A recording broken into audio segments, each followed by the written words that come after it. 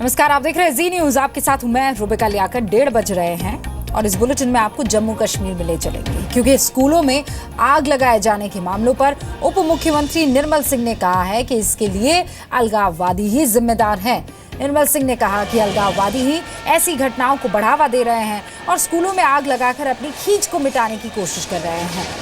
South Kashmir यानी दक्षिण कश्मीर के अनंतनाग जिले में कल 2 स्कूलों को आग के हवाले कर दिया था। अनंतनाग जिले के एशमुकाव गांव में जवाहर नवोदय विद्यालय को आग लगा दी गई थी। पक्के तौर पर जो है, अगर बच्चे स्कूल जाएंगे, पढ़ेंगे, उनका कैरियर देखिए। पीछे जो है सिविल सर्विसेज में दर्जन के लगभग लोग पिछले 1-2 सालों में जो है आईएएस में आए हैं, टॉपर्स भी रहे हैं, अलग अलग फौज में भी जा रहे हैं, बाकी जगह जा रहे हैं। तो उनको लगता है कि कश्मीर के बच्चे अगर जो नेशनल मेन स्ट्रीम में जाएंगे, इस प्रकार की बात में जाएंगे, तो उनको पत्थर मारने के लिए और इस प्रकार से कि उनको शील्ड बनाने की जो बात है, उनको शील्ड नहीं मिलेगी। तो ये सारा वही है कि वो ना पढ़ें और इस तरीके से उनके जो है उनके डायरेक्शंस के ऊपर उनके जो है कठपुतली बनके उनका जो काम करें। आपको याद होगा ना, सैयद अली शाह गिलानी की पोती के लिए तो स्कूल खुलवा दिया गया था, जिसमें 573 बच्चे एग्जाम भी देने के लिए गए थे, लेकिन बाकी सब के सब पिछले 3 महीनों से, अब तो ऊपर हो गए हैं, 3.5 महीने के करीब बच्चे पढ़ाई ठप करके घर में बैठे हुए हैं। केंद्रीय मंत्री जितेंद्र सिंह का कहना है कि कश्मीर में लोग अपना राजनीतिक एजेंडा चलाने के लिए स्कूलों को जला रहे हैं। वहीं केंद्रीय मंत्री वेंकैया नायडू के मुताबिक अलगाववादी अपनी चाल में कामयाब हो रहे हैं और खामियाजा कश्मीर के बच्चों को भुगतना पड़ रहा है। ये उनकी देश विरोधी सोच बताती है। I think it's more of a frustration by some of the disgruntled elements who are not able to carry on with their political agenda, and therefore this is politics by other means.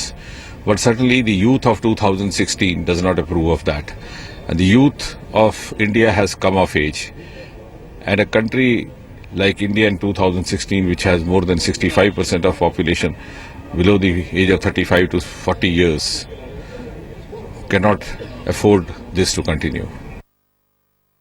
ये मूर्खता, पागलपंती और देशद्रोह काम है।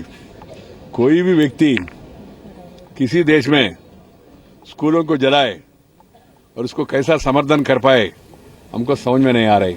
Appeal करता हूं जम्मू कश्मीर लोगों से भी, ऐसी लोगों को समाज से एकदम अलग करना चाहिए और वहां का स्थानीय प्रशासन भी इनके पीछे जो तथ्यों हैं उनके ऊपर ठोस कदम उठा के कठोर निर्णय करके एक्शन लेना चाहिए।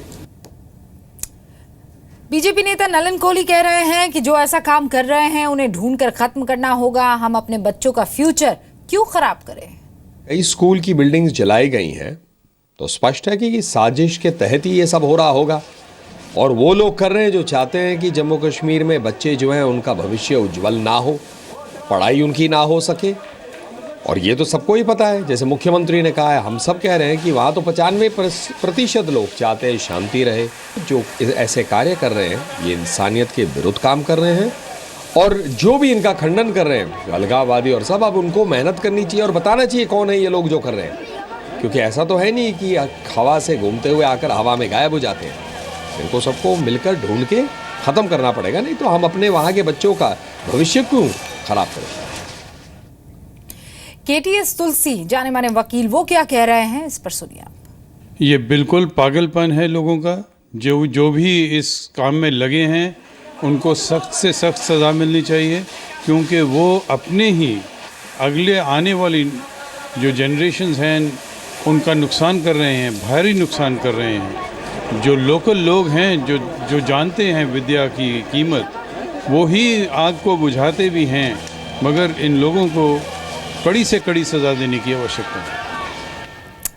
वैसे खुद को कश्मीर का हिमायती बताने वाले अलगाववादी दरअसल कश्मीर के भविष्य से खिलवाड़ कर रहे हैं। इसकी मिसाल ये है कि जहां एक तरफ कश्मीर का आम बच्चा स्कूल बंद होने की वजह से अपनी पढ़ाई नहीं कर पा रहा है, वहीं दूसरी तरफ कई ऐसे स्कूलों में पढ़ाई जारी है जहां अलगाववादियों के बच्चे पढ़ते हैं।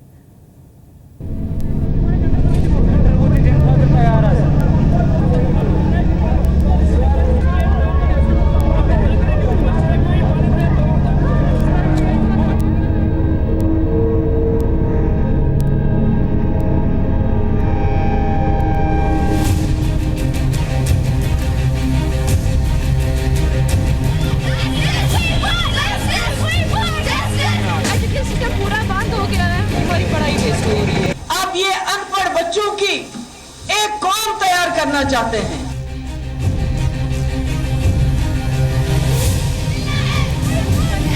श्रीनगर में प्रदर्शन कर रही ये बच्चियां सरकार से अपना हक मांग रही हैं और हक ये है कि ये पढ़ना चाहती हैं। लेकिन कश्मीर में हालात इतने बदतर हैं कि इनकी पढ़ाई ठप हो चुकी है। कल इन बच्चियों ने अपनी आवाज सुनाने के लिए सीधे मुख्यमंत्री का काफिला रोक लिया। क्यों रखा जाता है? तो काम ही नहीं करने देते आपको। मैं तो स्कूटी मैं कहती हूँ हम तो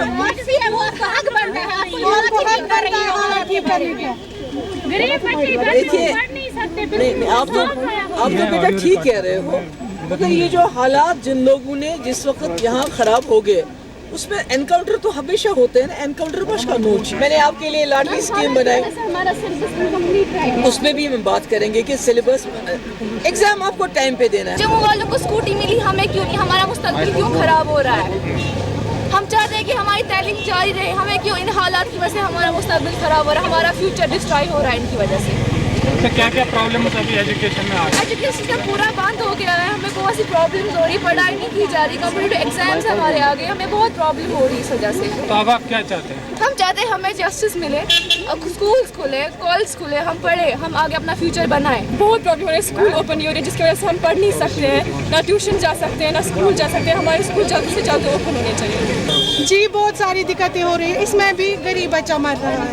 ये जो अमीर बच्चे हैं वो अपनी तालीम जारी रखे हैं, उनके पास अपनी गाड़ी है, अपनी गाड़ी में वो ट्यूशन के लिए जाते हैं, मगर यहाँ पे नुकसान जो होता है सिर्फ गरीबों का होता है। 112 दिनों से कश्मीर के 10 लाख से ज्यादा बच्चों ने स्कूल का मुंह नहीं देखा है।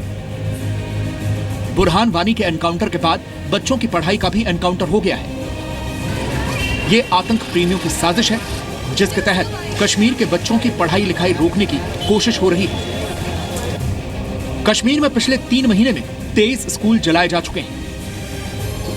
इसकी रखवाली हर एक का फर्ज बनता है कि हम इसकी रखवाली करें सब।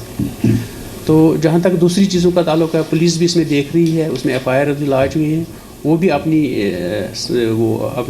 सतह पर देख रहे हैं। स्टडीज़ कंप्लीट नहीं हो पा रही है और बहुत सारे स्कूल्स बहुत सारे जलाए गए। तो एक्चुअली मैं गवर्नमेंट से कहना चाहता हूँ कि सब कुछ हमने जो भी इन महीनों में पढ़ा तो खाली 40% लगभग हमने मैक्सिमम सिलेबस कंप्लीट किया, इस वजह से फिर हम एग्ज़ाम नहीं दे सके। आपको ये बोलना चाहता हूँ कि अनंतनाग या पूरे कश्मीर में आप देख सकते हैं कि पूरे स्कूल्स एजुकेशन कितना डाउन हो गया है। हमारा एजुकेशन सिस्टम सिंपली एक तरह से फ्लॉप हो गया है। हमारा कोई ट्यूशन ना हुआ, कोई स्कूलिंग ना हुई, इसलिए हम एग्ज़ाम के काबिल इस टाइम नहीं है। हमारे स्कूल ही जलाए गए, कॉलेज जलाए गए, हम कैसे एग्ज़ाम दे सकते हैं इस टाइम?